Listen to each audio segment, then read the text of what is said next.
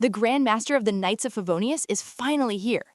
And let me tell you, Varka is easily one of the most mechanically satisfying characters we have ever seen in Genshin Impact. The man is literally 6'9", he dual-wields giant claymores, he jumps across buildings like he's playing a completely different video game, and he can fight using 5 different elements. But before you go swiping your card or burning all your hard-earned free-to-play Primogems, we need to have a serious talk. We need to talk about the elephant in the room, because when you strip away the flashy animations and look at a Constellation C0 Varka equipped with a free-to-play weapon, things get incredibly complicated. Today, we are breaking down Varka's absolute best teams, his weirdest meta restrictions, why his elemental burst is actually a trap, and most importantly, whether his damage is actually worth your pulls in the current endgame economy. Let's get into it. First things first, let's talk about the pure fun factor, because Varka has it in spades. If you hold his elemental skill, he does this ridiculous traversal leap that makes him an S-tier exploration unit. If you're tired of walking, Varka has you covered. Plus, his exploration passive actually shortens the cooldown of this leap for every Mondstadt character in your party. But when we enter combat, Varka pulls a massive bait and switch. He is an Anemo character, yes, but playing him as a pure Anemo DPS is a massive cope. Do not do it. Here is how his kit actually works. When you tap his elemental skill, he enters a 12-second infused state. Because he dual wields, one claymore will always deal Anemo damage, and the other claymore will be infused with whatever elements are present in your team. This prioritizes Pyro, then Hydro, then Electro, and finally, Cryo, what theory crafters are calling the Peck elements. During this state, his regular physical attacks are replaced. His first hit deals pure infused elemental damage, and hits 2 through 5 deal both Anemo and your infused element at the same time. But notice the numbers here on the screen. The Anemo damage only makes up about 25 to 30% of his total output.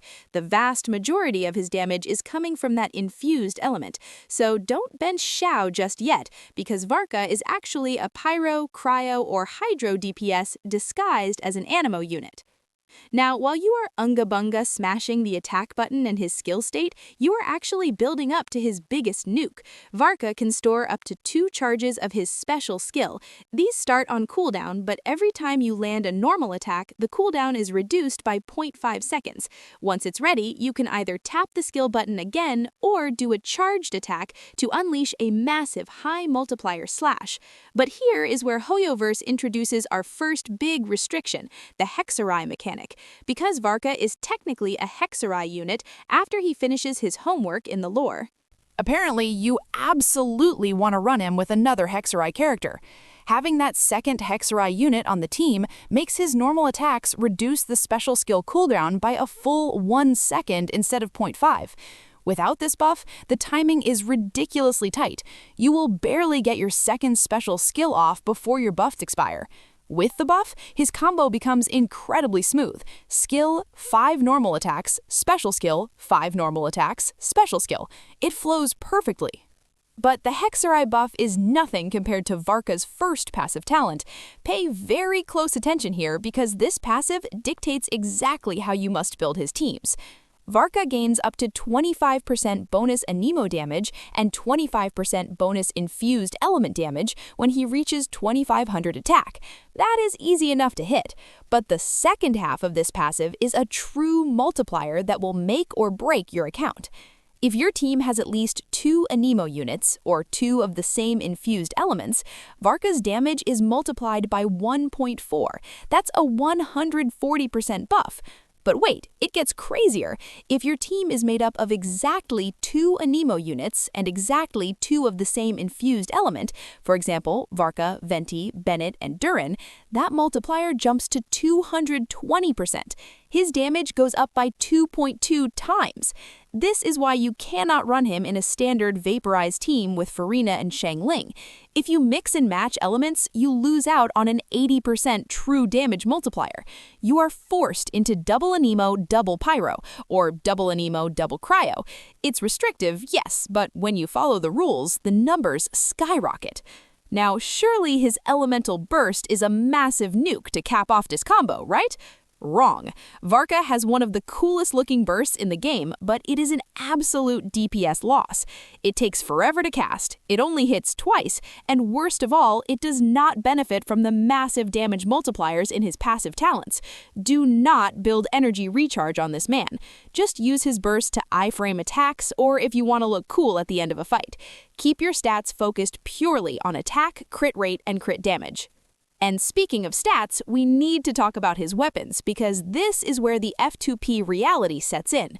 For my free-to-play players, the craftable Tidal Shadow is your go-to. It looks decent, and if you run a healer like Bennett or Jean, you can keep the passive up. But here's the harsh truth. When we switch from the Tidal Shadow to his signature 5-star weapon, the Jest of the Mighty Wolf, Varka's damage spikes by roughly 30 to 36%. His signature weapon gives him crit rate, massive damage buffs, and crucially 10% attack speed, which allows you to squeeze an extra hit into his tight combo window. If you are a meta player looking to compete with the top-tier DPS units of the current patch, C0 Varka with a 4-star weapon is gonna feel a bit lacking. He only really hits that meta ceiling when you invest vertically into his signature weapon. So, what is the final verdict on the Grandmaster? If you are an absolute sweat who only cares about the spreadsheets and you want a character that will break the abyss in half with a free-to-play weapon at Constellation 0, Varka might disappoint you. He requires strict team building and heavily prefers his 5-star signature weapon to keep up with the top meta units. But if you value fun, flexibility, and account future-proofing, Varka is incredible. The fact that he can slot in as a Pyro, Cryo, or Hydro DPS means that whenever an Abyss Blessing changes, Varka can adapt. His dual-wielding animations are a 10 out of 10, his sound design is heavy and satisfying, and his overworld mobility is unmatched. I'm pulling him because he is just too much fun to play, but I want to hear from you guys. Are you pulling Varka for the meta, or are you pulling him for the pure Chad energy?